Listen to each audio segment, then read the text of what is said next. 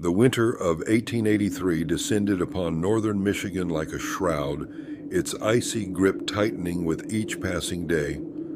In the heart of the desolate forest, an isolated cabin stood as a solitary beacon of humanity amidst the snow-covered landscape.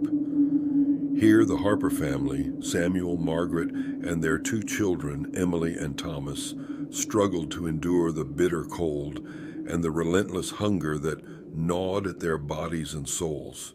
But there was more than just the biting chill and empty stomachs haunting the Harpers.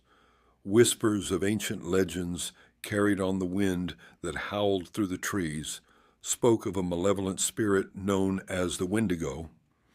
Born from the darkest depths of human greed and desperation, the Wendigo was said to stalk the wilderness, its hunger insatiable, its thirst for flesh unquenchable.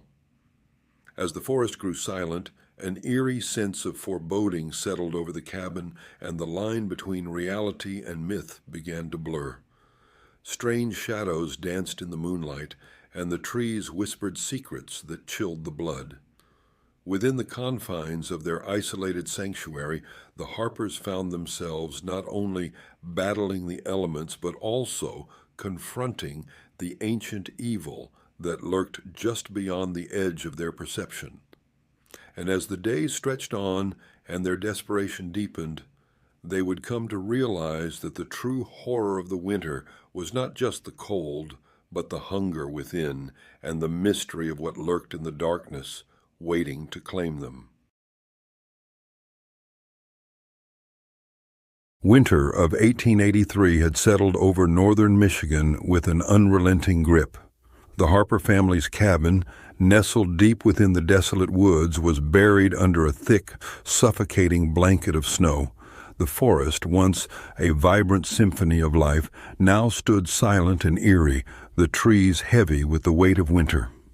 Samuel Harper, a sturdy man with a once hopeful spirit, now bore the haunted look of a desperate father. His wife, Margaret, whose gentle demeanor had always been a source of comfort, now seemed a shadow of her former self.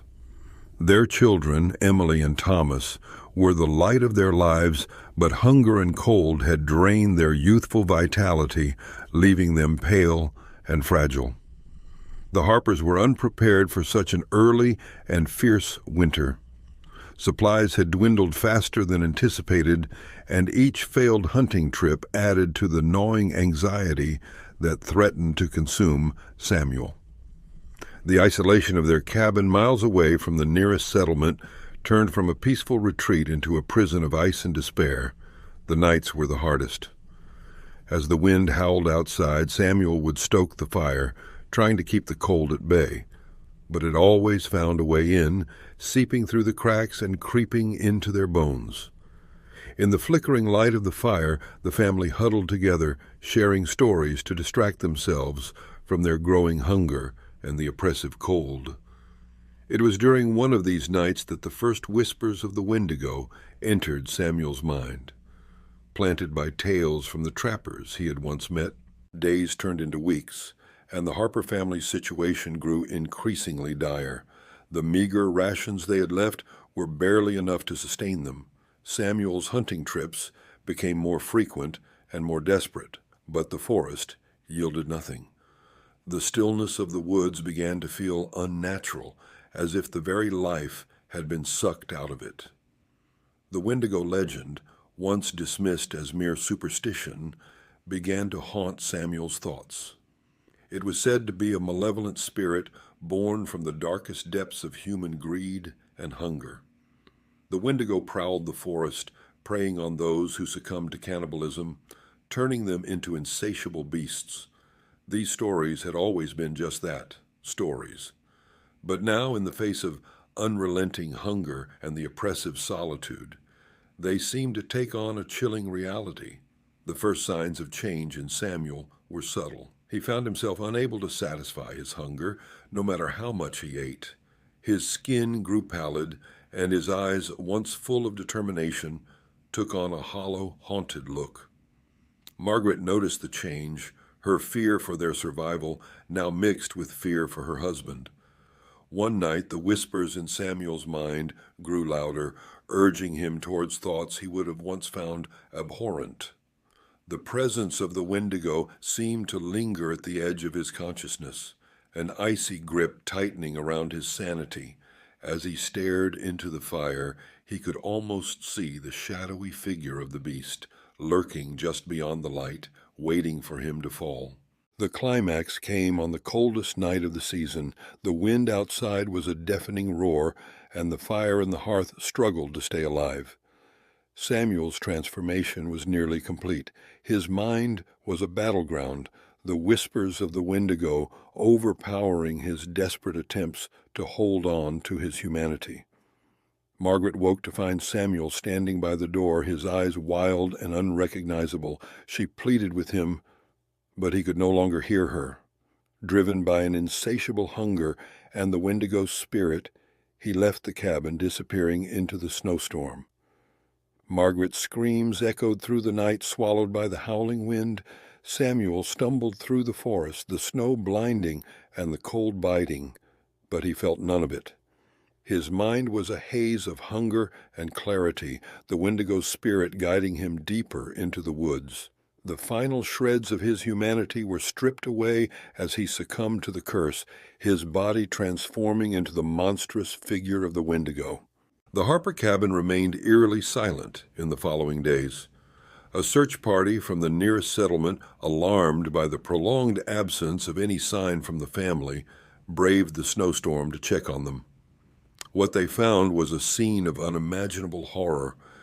Inside the cabin, the bodies of Margaret, Emily, and Thomas lay lifeless, their bodies showing unmistakable signs of cannibalism.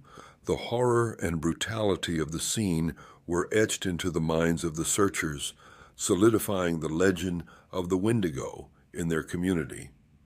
Samuel Harper was nowhere to be found. The forest, once a place of solace, had become a place of terror.